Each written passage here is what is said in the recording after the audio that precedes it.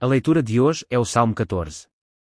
O texto de hoje diz-nos que nós, humanos, somos tão corruptos e depravados que estamos destinados à morte eterna. Fala também do julgamento de Deus sobre estes humanos e das bênçãos do povo de Deus, que fez de Deus o seu refúgio na preparação para este julgamento. Então, o que diz ele? Hoje, vamos explorar isso e partilhar a graça. Em primeiro lugar, o texto de hoje diz-nos que nós, humanos, somos tão corruptos e depravados que estamos destinados à morte eterna. O texto de hoje, Salmo 14:1, diz: Diz o insensato no seu coração, não há Deus. São corruptos, as suas obras são vis, não há ninguém que faça o bem. Diz o insensato no seu coração, não há Deus. Aqui, a palavra tolo também pode ser traduzida por o insensato, o ignorante, ou o seu entendimento está obscurecido. Por outras palavras, nós, humanos, somos tão corrompidos e depravados que a nossa inteligência se obscureceu, ficamos cegos, ignorantes e tolos. Acreditamos no nosso coração que Deus não existe. Isso mesmo. Apesar das abundantes evidências de que Deus existe, e mesmo vivendo sob o seu governo e domínio, vemos que as pessoas do outro mundo não o reconhecem e vivem no seu coração dizendo: Deus não existe. Por que razão isso acontece? Será porque não há provas de que Deus existe?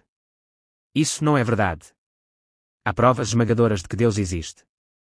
Basta olhar à nossa volta e verá o sol, a lua, as estrelas, os pastos verdejantes e os seus inúmeros animais, o mar e os seus peixes.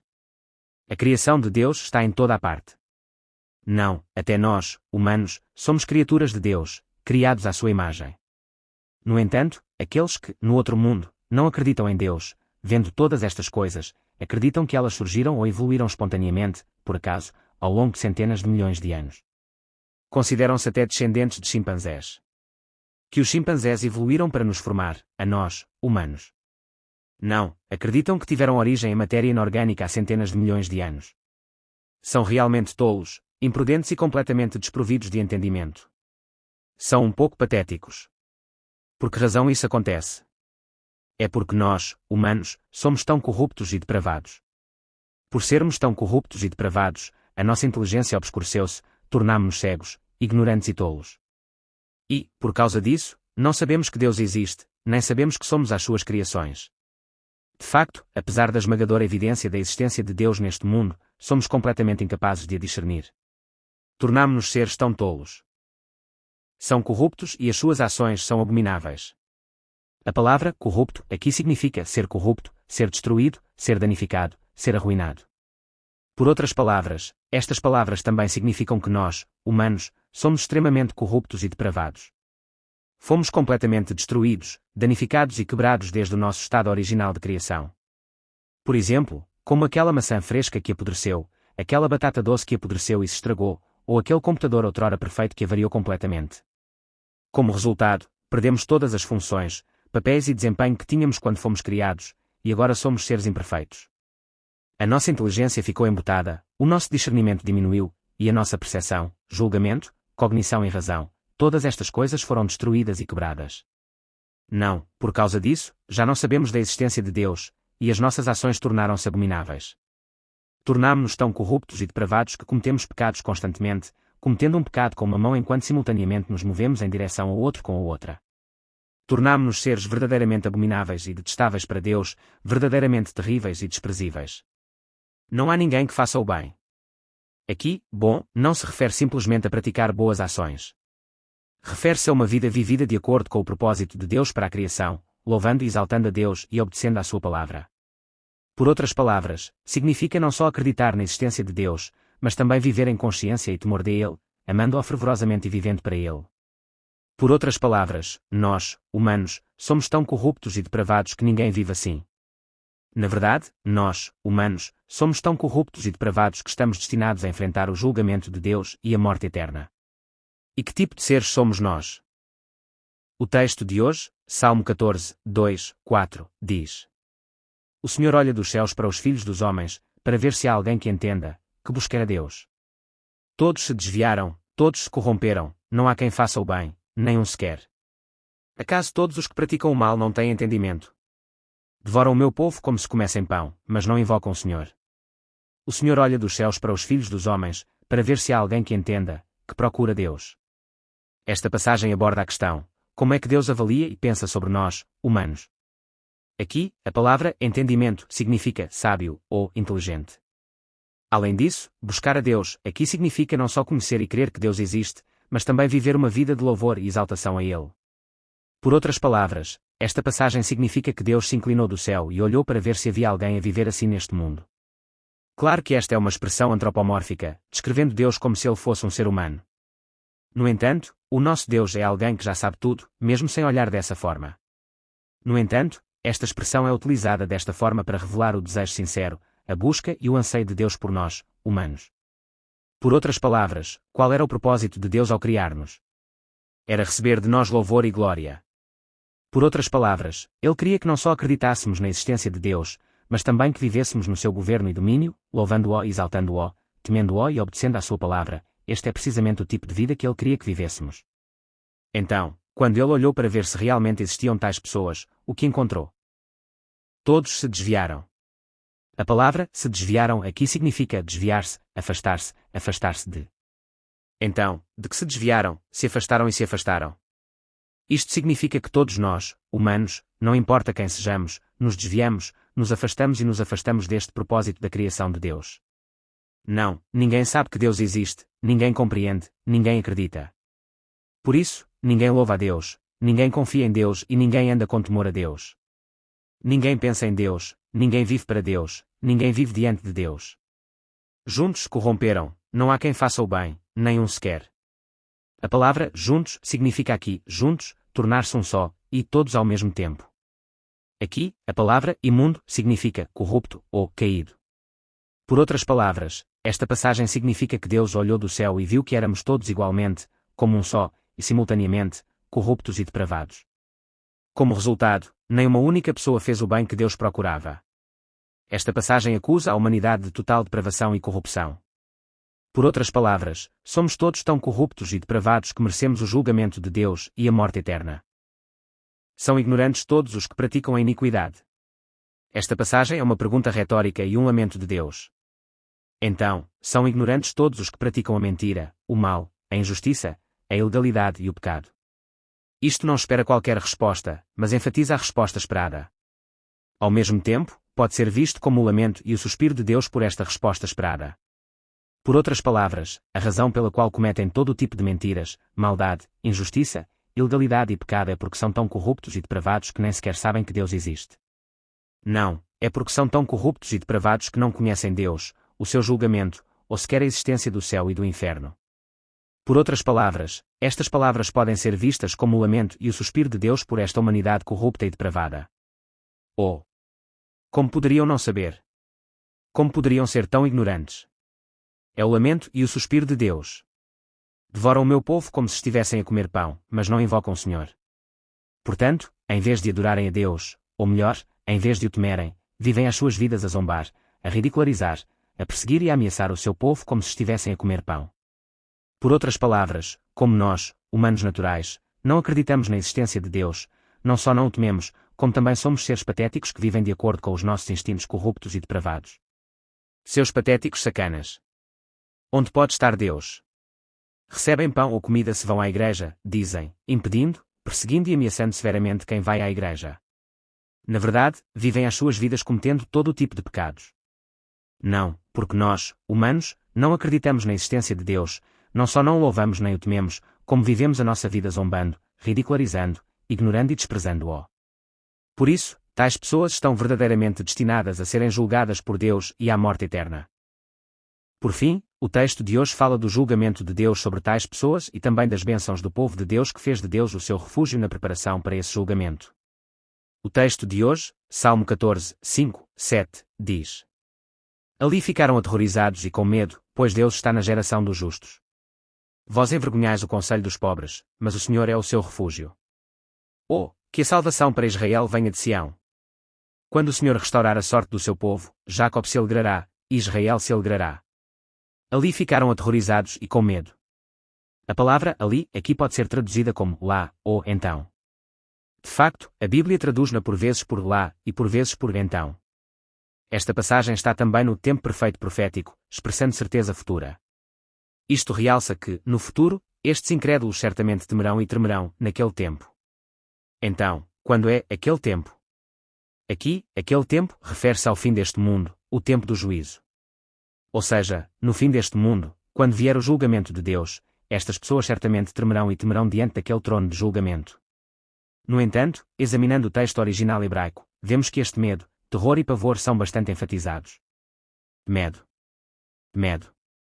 Medo. Medo. Medo. Medo. Medo. Medo. Medo. O medo virá. Por que isso? Por que é que estes incrédulos estão tão temerosos e aterrorizados? A razão para tal é explicada na passagem de hoje. Porque Deus habita na geração dos justos. A conjunção hebraica ki, é utilizada no início desta frase, explicando por que estão tão profundamente receosos e apreensivos. Qual a razão para tal? A palavra geração refere-se aqui a uma classe, categoria ou grupo de pessoas que são moral e espiritualmente distintas e categorizadas. Por exemplo, Jesus costumava dizer, esta geração perversa. E esta é a palavra que ele usou naquele contexto. Por outras palavras, a geração dos justos aqui refere-se ao grupo do povo de Deus que crê na existência de Deus, no Messias enviado por Deus, e no mérito do sangue do seu único Filho. Por outras palavras, este versículo descreve Deus a estar presente entre o seu povo no momento do julgamento. Descreve a hoste celestial a rodear o nosso Senhor Jesus, o majestoso juiz, e o povo de Deus à sua volta, aplaudindo. Talvez, neste momento, estes incrédulos testemunhem o estado do povo de Deus e desesperem cada vez mais. Talvez, nesse dia, se apercebam de que estão inegavelmente e irrevogavelmente destinados ao eterno lago de fogo no inferno, e sentirão um tremendo medo, terror e pavor. Não, um imenso medo e pavor cairão sobre eles. Uau! Eu pensava que não existia Deus, mas Ele existe mesmo. Uau! Existe o julgamento de Deus, e existe o céu e o inferno. Agora fui julgado e estou destinado ao eterno lago de fogo no inferno. Eles tremerão de medo. Mas o que será de nós, povo de Deus? Vós envergonhastes os planos dos pobres, mas o Senhor é o vosso refúgio. Aqui, o vocês refere-se aos incrédulos. Aqui, a palavra gestão significa estratégia, plano e tática. Ela descreve o estilo de vida, a atitude, os pensamentos, as intenções e a fé do nosso povo em preparação para o julgamento de Deus. Além disso, os pobres, aqui refere-se ao nosso povo em extrema necessidade da ajuda de Deus, o juiz, no momento do julgamento. Por outras palavras, são pessoas que carecem até da mínima parcela da justiça que Deus, o juiz, procura. Por isso, precisam absolutamente da justiça de Deus, a justiça que Deus concede, o mérito do sangue do seu único Filho. O que acha? Nesta terra, o nosso povo está bem ciente de que o julgamento de Deus se aproxima a qualquer momento, como diz este versículo. Por isso, não só acreditam no mérito do sangue de Jesus Cristo, como também vivem com Jeová Deus como seu refúgio, elaborando estratégias, contramedidas e táticas para se prepararem para ele. No entanto, estes incrédulos, completamente alheios ao julgamento de Deus que se aproxima, vivem as suas vidas a troçar, ignorar, desprezar e ridicularizar este povo de Deus. Insensatos! Onde está o juízo de Deus, dizem eles. E como vivem? Não só zombam e ridicularizam a forma como o povo de Deus vive e as suas atitudes, mas, como se viu no Salmo 52, não fazem de Deus o seu refúgio, mas confiam na sua riqueza, nos seus desejos interiores, na sua ganância e na sua avareza. No entanto, quando chegar o dia do juízo, estes incrédulos perceberão que todas estas coisas não serão de qualquer ajuda nesse juízo, e desesperarão e cairão no desespero. Não, eles passarão a saber e a testemunhar que só Deus é o seu refúgio contra este julgamento. Uau! O julgamento de Deus foi verdadeiramente real. Uau! Só entraram no céu aqueles que verdadeiramente creem nos méritos do sangue de Jesus Cristo, dizem eles. Finalmente, só então perceberão que, ao contrário do povo de Deus, eles próprios serão lançados no lago de fogo eterno e tremerão de medo. Não, causa imenso medo e terror. Medo. Medo. Medo. Medo. Medo. Medo. O medo virá sobre eles. Talvez nesse dia, estes incrédulos desmaiem de medo e terror perante o severo tribunal de Deus, e alguns provavelmente molharão as calças e lutarão para evitar serem arrastados para o lago de fogo. Ó Deus! Nós não sabíamos realmente que tu existias. Não sabíamos do teu julgamento e do lago de fogo. Por isso, por favor, perdoa-nos. Clamarão, com os lábios a ficarem azuis e o corpo inteiro a tremer de medo e terror. Mas o que será do povo do nosso Deus? Que a salvação de Israel venha de Sião. Este versículo tem exatamente o mesmo texto hebraico do Salmo 53, 6. No entanto, podemos ver que a tradução do texto de hoje e do Salmo 53:6 difere ligeiramente. Aqui, é traduzido por: Quem salvará Israel de Sião? Quem salvará Israel de Sião? Aqui, Sião, refere-se à cidade de Deus, ao reino de Deus, onde reside o trono de Deus. Por outras palavras, este versículo é uma pergunta retórica: quem salvará Israel de Sião, o reino de Deus? Pode dizer-se que é uma exclamação de surpresa e espanto. Não espera uma resposta, mas enfatiza a resposta esperada. Por outras palavras, o único que pode salvar o povo de Israel, que caiu na destruição do pecado, é o Messias, Deus Filho, que vem do reino de Deus. Por outras palavras, quando o Messias, Jesus, Deus Filho, vier a esta terra, ele salvará o povo de Israel derramando o seu sangue na cruz e conduzindo-o ao céu. Quando o Senhor restaurar a sorte do seu povo, Jacob alegrar-se-á e Israel alegrar-se-á. Esta profecia está a ser proclamada de forma diacrónica e temporal. Ou seja, profetiza principalmente a libertação dos cativos babilônicos, que será realizada por Ciro, rei do reino Medo-Persa, em 539 a.C. O surpreendente é que esta profecia foi proclamada por volta de 1000 a.C., há mais de 400 anos, muito antes de os israelitas serem levados cativos. No entanto, David profetiza que os israelitas, ainda não cativos, serão libertados e regressarão do cativeiro, como se já estivessem cativos numa terra estrangeira. Se sim, o que aconteceu a essa profecia? Aproximadamente 100 anos após a proclamação desta profecia, Israel foi dividido entre o reino do sul, Judá, e o reino do norte, Israel. Depois disso, o reino do norte, Israel, foi destruído pela Assíria em 722 a.C., e o reino do sul, Judá, foi destruído após 3 invasões babilônicas em 605 a.C., 597 a.C. e 586 a.C. Depois disto, podemos confirmar que Israel foi libertado e devolvido à terra em 539 a.C. por Ciro, rei do Império Medo-Persa. Por outras palavras, podemos confirmar que a profecia do texto de hoje está a cumprir-se exatamente. No entanto, o cumprimento final desta palavra só foi confirmado aproximadamente 1000 anos após a sua proclamação. Ou seja, podemos confirmar que foi cumprida há exatamente 2000 anos pelo Messias, Jesus. Quando chegou a hora, vemos Deus, tal como profetizado no Antigo Testamento, a enviar o seu Filho unigênito a esta terra, a derramar o seu sangue na cruz e a morrer. Isto libertou o seu povo, mantido cativo por Satanás, e trouxe-o de volta para ele. No entanto, o cumprimento completo e perfeito desta profecia ocorrerá na segunda vinda, quando o nosso Senhor Jesus regressar a esta terra. Quando isso acontecer, Jacob, os israelitas espirituais, o povo do nosso Deus, serão libertados da opressão e do cativeiro de Satanás e entraram no céu eterno, onde viverão para sempre, regozijando-se e deleitando-se em Deus. São ignorantes todos os que praticam a iniquidade. Deus. Obrigado. Obrigado. Eu amo-te. Obrigado por nos salvar da morte eterna devido ao pecado. Vemos realmente que o plano de salvação do nosso Deus é meticuloso e perfeito. Por favor, concedei-nos a todos conhecer, compreender e crer nesta maravilhosa salvação, e crer nos méritos do sangue do Filho unigênito enviado pelo Senhor, para que todos possamos entrar no céu. Não, por favor, abençoa-nos para que possamos entrar no céu e nos tornarmos aqueles que podem regozijar-se e louvar a maravilhosa graça e amor do nosso Deus por toda a eternidade. Eu oro e abençoo-te em nome de Jesus. Se quiser saber mais, subscreva e goste.